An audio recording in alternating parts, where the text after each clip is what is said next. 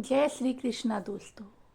ये कहानी है हर घर की, ये कहानी है हर वृद्धा की, और ये कहानी है हर उन लोगों के लिए जो सोचते हैं कि हमेशा सिचुएशन ऐसे ही रहने वाली है। पर आप यकीन मानिए, जैसे ही प्रकृति की मार हम पर पड़ती है, दूसरों तो क्या, हमारे अपनों के भी व्यवहार बदल जाते हैं। तो आज की कहानी इसी पर आधारित है। जो एक माता जी हैं, कैसे उनके पति के देहांत के बाद उनके अपने ही इकलौते बेटे और बहू का व्यवहार बिल्कुल असहनीय हो गया और उन्हें घर से निकलने पर मजबूर कर दिया। वो कहती हैं कि मेरे पति के देहांत के बाद मैं अपने इकलौते बेटे के यहाँ रहती थी। मेरी बहू का एक अलग ही रूप मुझे देखने को मिला जब मेरे पति का देहांत हो गया। साथ ही साथ मेरा बेटा भी उसकी हाँ में हाँ मिलाता था। दोनों के मन में क्या चल रहा था मैं अच्छे से जानती थी। वो चाहते थे कि मैं वृद्धा आश्रम चली जाऊं। उनके जाने के बाद मुझे यह सब देखना और सुनना पड़ेगा, मुझे अंदाजा भी नहीं था। पर मैं मन मार कर अपने बेटे और बहू की ताने सुनकर भी बेटे और बहू के साथ रहती थी, क्योंकि मुझे मेरे पोते और पोती में उनकी झलक मिलती थी, जिसे देखकर मुझे बड़ा ही सुकून मिलता था। मेरी बहू को कोई दिक्कत नहीं हो, इसलिए मैं घर के बाहर एक छोटा सा कमरा बना हुआ था, वहीं रहती थी। बेटे ने थोड़ी सी मेहरबानी की थी और उसके ऊपर, कमरे के ऊपर टीन की जो करकट होती है, चादर होती है, वो लगवा दी थी और समय समय पर थोड़ा सा राशन दे देता तो मैं अपना बनाकर खा लेती थी। मैंने अपने बेटे को कह दिया कि मेरी वजह से उन लोगों को कोई प्रॉब्लम नहीं होगी, मुझे बस यहाँ रहने दो, इसी घर में मुझे मर जाने दो, जिसको मेरे पति ने बड़े ही प्यार से बनाया था। मैं बस यही चाहती थी कि मैं अपने आप को खुशकिस्मत समझूं कि मेरे बेटे और बहू ने कम से कम मेरे लिए इतना तो किया है। मेरा बेटा सुबह 9 बजे नौकरी करने जाता और बच्चे भी उसी समय स्कूल जाते थे। फिर शाम को 6 बजे मेरा बेटा वापस आता और बच्चे 3 बजे आते। उन्हें आते जाते देखकर मुझे बड़ा ही सुकून मिलता था और मैं अपने सारे दुख दर्द भूल जाती थी। मेरे पति के एक दोस्त थे, उनकी पत्नी का भी स्वर्गवास हो गया था। उस समय वो कभी कभी हमारे घर पर आया करते थे और उनसे हमारे बहुत ही अच्छे रिश्ते थे। उनका घर हमारे घर से थोड़ी ही दूर पर था। उनके पैरों में समस्या हो गई थी, ठीक से चल भी नहीं पाते थे। एक बार बड़े दिनों के बाद वो मेरे यहाँ आए।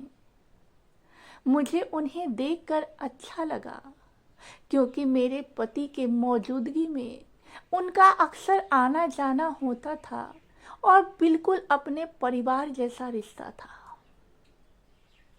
उनका हाल भी फिलहाल मेरी तरह ही था। बच्चे अब उनसे भी परेशान रहते थे।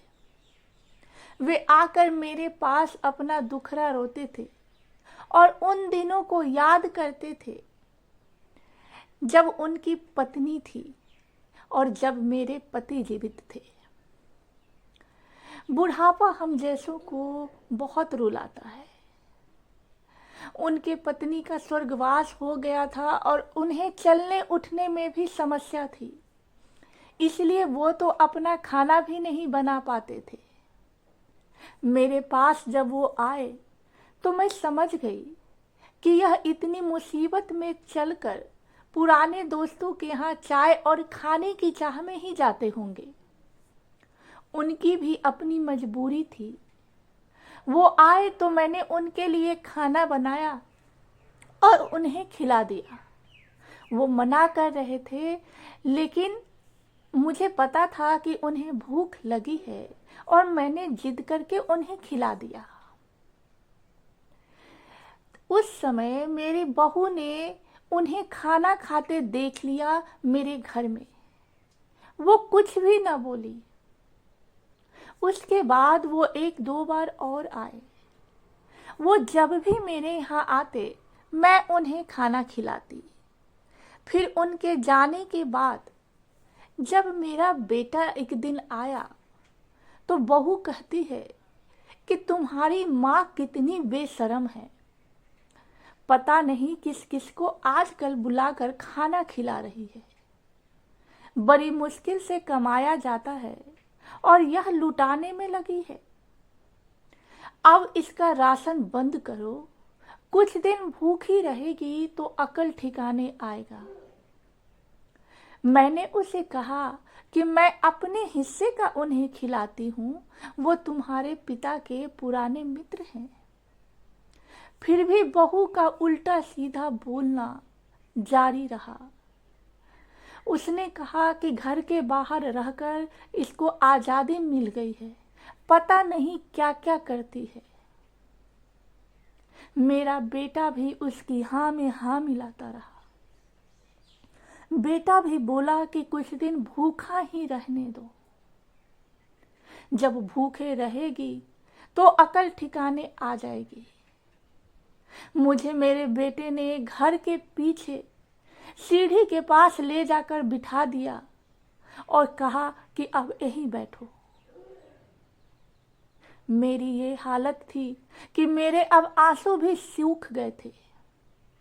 अगले दिन मुझे खाना नहीं मिला। मेरे टीन के उस छोटे से कमरों को बहू ने तोड़ दिया। जब एक पूरे दिन मैं भूखे रही, उसके बाद मैंने सोचा कि मैं गलत कर रही हूँ।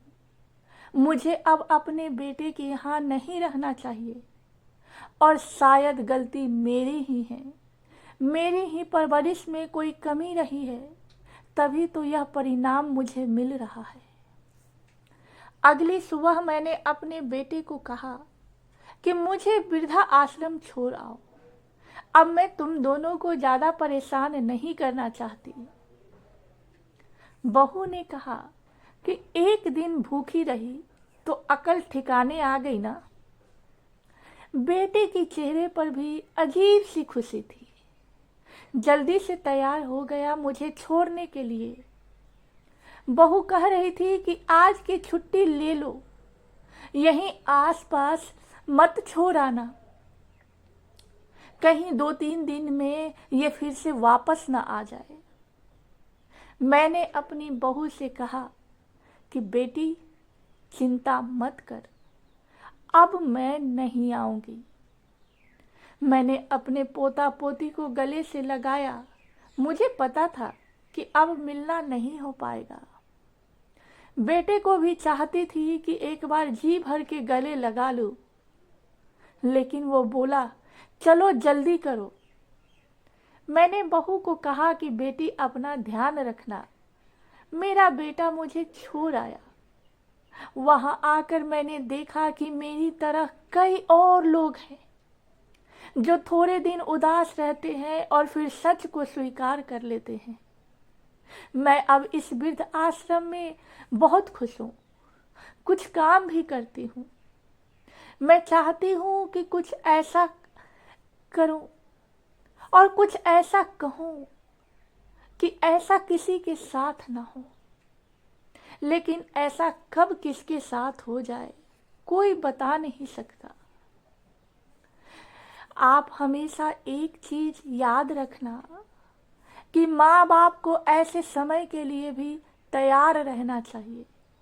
बस बच्चों को पाल कर बड़ा कर दो, पर उनसे कुछ उम्मीद मत रखो। हम सभी अपने जीवन में ये गलतियां करते हैं कि जी जान से हमारे पास जितनी चीजें रहती है वो हम अपने बच्चों के पीछे लगा देते हैं। हम अपने भविष्य के लिए सोच ही नहीं पाते हैं।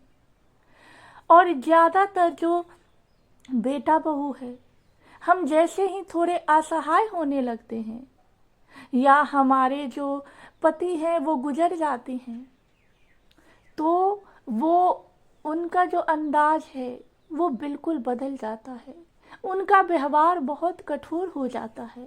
वो कभी भी भावनात्मक लगाव नहीं रखते हैं। इसीलिए आप सभी अपने आगे के दिनों के लिए भी जरूर सोचें। जय श्री कृष्ण।